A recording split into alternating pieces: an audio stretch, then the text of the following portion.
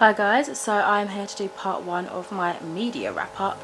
Talking about the films for this first part for July, August and September. So this is all the films that I checked out, watched, decided to give them a review. So let's get started. We're obviously going to start with July. So I watched the Teen Titans Go to the Movies movie, which I gave a 4-star. This is a film I was super excited for, but I didn't get a chance to see it when it first came out. So when I saw it on the movie channel, I recorded it and eventually got around to checking it out. Just to give a quick synopsis, the Titans go to the movies to fulfill their Hollywood dreams, but things go wrong when a supervillain comes into the picture. Literally. I love the regular 15-minute show, but this felt a bit too silly. I don't know if it was just that I felt that the humour would be great and for that duration of time. Duration, time, same thing. To be honest, it was only the very beginning with the farting balloon that this came to mind, but it was still super entertaining. I still did find it really funny. Loved the Lion King-esque scene, like, what the fuck, brilliant. And the changes in art style, it still flowed. I do love the singing episode, so I appreciate that this was kind of a musical in its own right. I love the bit with Stan Lee and the other not so subtle hints at the Marvel and DC wars, if you will. I did have big spans when I wasn't paying too much attention, so I did want to give it a 3.5 rating, but I bumped it up because I did enjoy it. I just got distracted by other things, which doesn't reflect my enjoyment. That end credit scene though, now I know why my boyfriend said that second film was being discussed or whatever. Anyway, this will keep original fans hooked, I believe. After that, I checked out a film called Lou Over the Wall. So this is about Kai, a lonely teenage boy who lives in a small fishing village. One day his band music attracts a singing mermaid called Lou, and the two form a friendship.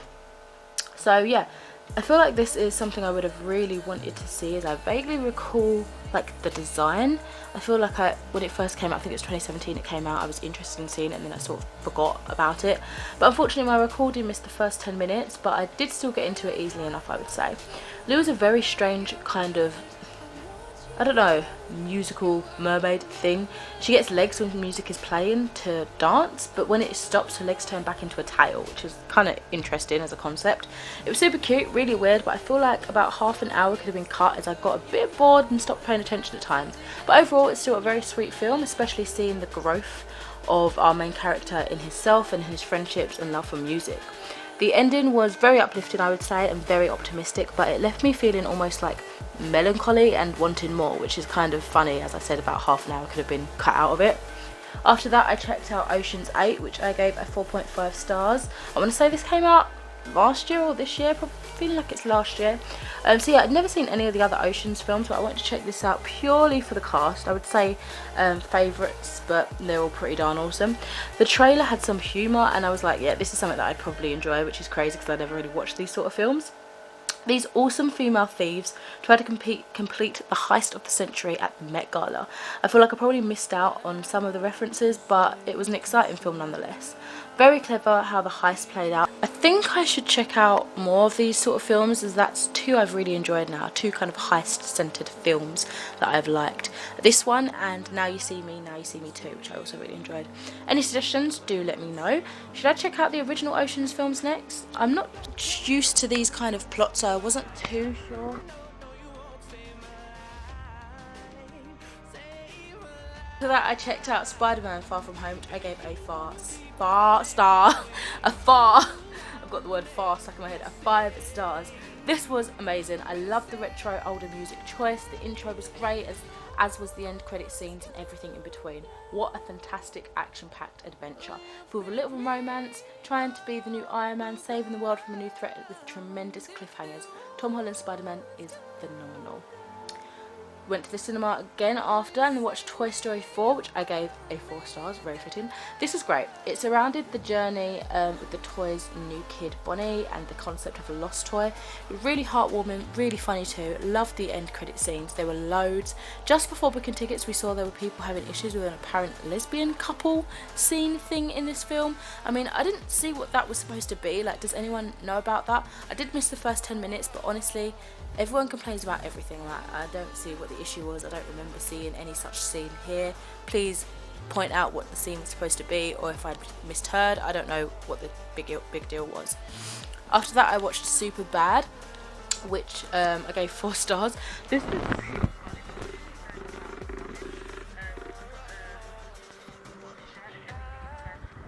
world for showing me this film. It was great, loosely based on Seth Rogen in high school, I think he said, but yeah, I enjoyed it. Then I went back to the cinema again and we checked out The Lion King 2019, which I gave a 4 stars. This was very good. Not as impressive as the Broadway that made me fall in love with it, but the cinematography was absolutely beautiful. I missed out my favourite song though, when he sees his dad's spirit in him, but they had the sort of melody hinting throughout anyway, so it's kind of like underlaying within the film, if that makes sense. And I love the hint at Beauty and the Beast. We all laughed out loud to that. It was beautifully done, I will say. Although I loved the star cast, some of the voices didn't suit the characters in my opinion. It kind of looked like a documentary as well, like the way, I don't know, the beautiful pan across the scenes and stuff like that. It was very like David Attenborough-esque. I will say Beyonce as Nala in it, she oversung quite a bit. Like, we all know you can sing, Beyonce, but you're supposed to be this little lioness, you know, powerful voice and that, but don't overdo it. Like, it was all like, ah. But yeah, that was my only sort of major downfall, I'd say. It was a bit too oversung. Sliding on into August now for the films that I checked out. So I watched Flash Gordon from 1980, which I gave 4 stars. This was the ultimate cheese I just needed on. Absolutely loved it. I remember seeing a Flash Gordon film when we had the drama teacher cover English at school back in the day, but I couldn't remember much. But anyway, this was very entertaining. In with another classic, The Borrowers, 1997. Gave this a 4 stars. This is one I've enjoyed from childhood, but haven't watched it as many times as I had thought. Basically a family of borrowers living in the house trying to save it from destruction. I think that this is what got me obsessed with miniature items like doll houses and things of that nature. I've been obsessed ever since I can remember, and I feel like this probably stemmed from that. I don't know which came first, but the scene where someone is tied up makes me think of Gulliver's Island. Following on, I checked out this film called We Bought a Zoo. I think it was like 2012 or something. Gave it a 4 stars. It's one of those things that I just randomly decided to record and really enjoyed it. Didn't know it was based on a real event, so that was really cool. This was so heartwarming. It's actually something I'd been meaning to watch for years. Again, when it first came out, I was interested in it, so I'm pretty sure it was like 2012 or something like that, but I just never got around to seeing it in the end. But yeah, it was really good. Such a lovely film. After that, I checked out The Box Trolls. This I gave a 2 stars, unfortunately. So the first time I was watching this one too, what I think is clay stop animation reminds me of the narrator for Gruesome Tales for Grizzly Kids, if anybody's ever watched that. Definitely straight away recognised the voice of Richard Howdee-haie, so distinctive. The film itself though wasn't as good as I was hoping. It was fun to have on as background sound, but I wasn't really paying much attention to it, and I didn't find myself caring too much about what was happening plot wise, so that's unfortunate, but nevertheless glad to have, I guess, finally checked it out. And lastly, bringing us into September now, I checked out something a little bit controversial perhaps in terms of the star, but it was Melanie Martinez's K-12 movie. I gave it 4 stars. This was so like really fucking weird actually, but I liked it.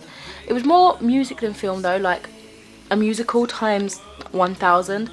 I do like her music, but I was hoping for more of a story I could get, like I could understand, but then again it's her, so kind of a bit fantasy wonderland loopy whoopy. It's also kind of awkward with the acting, but super magical too. It does feel like it was a crazy idea one night for a unique way to create a new album, because the scenes are really damn random. I feel like everything's just sort of pushed in a way to bring in the next song, if that makes sense. The cliffhanger was unsatisfactory and left me like, why? And I couldn't really tell you what it was about honestly without reading up on it, but I just can't get over how beautifully made this was, and the music was amazing. That was very unique to say the least. I'm kind of happily confused, but yeah, let's just leave it there. Coming in now, I checked out a horror that I've been wanting to check out for a while, and surprised at how much I enjoyed it actually. This was A Quiet Place. I gave 5 stars. What a well done film. It really held its own without any talking, or with very minimal talking. I love the use of sign language, as one of our main characters is deaf, but also due to them not being able to make sound because of these creatures that seem to be attracted to that. It's very atmospheric, visually pleasing, and has a fantastic storyline to boot, with these actors showing even more skill in their silent delivery, conveying emotions and more with body language, sign language, and through their environment. Fantastic. It wasn't as scary in the traditional sense, as it had a great concept and the theme of guilt being explored. I loved it, and I really didn't expect to be so moved by it. Definitely check it out if you haven't yet. Finally, checked out Spiderman Into the Spider-Verse. Gave this a 5 stars. This is fantastic. The imagery, the music, the different characters, the plot, what an experience. Can't even give literal thoughts. This was just absolutely amazing. Really did enjoy this one. And lastly, for the actual film reviews, I checked out It Chapter 2. This was amazing. I loved Stephen King's cameo. the whole joke about shipbook endings, was that like a dig at him? I don't know, because I feel like people have said that his endings, some of his story kind of just go nowhere. But anyway, I loved how funny and sad and the back and forth. We still had the kids in this as well. The backstory of Pennywise was absolutely amazing. Cast was bang on, very well paced. We were in this 3-screen cinema and it wasn't as bad as when I went to see Detective Pikachu, but some of the scenes, you know, made it that much scary when it was, you could see things happening at all angles. It's like, shit, I'm here. But yeah, very, very entertaining. Also, just wanted to note some little shout outs, I guess. I watched Baywatch 2017 with a boyfriend who loved it. I really wanted to show him that because I thought, you know, it's classic. It's not classic, but it's classic. It's like, I don't know, a homage to the classic. And we also watched Full Metal something.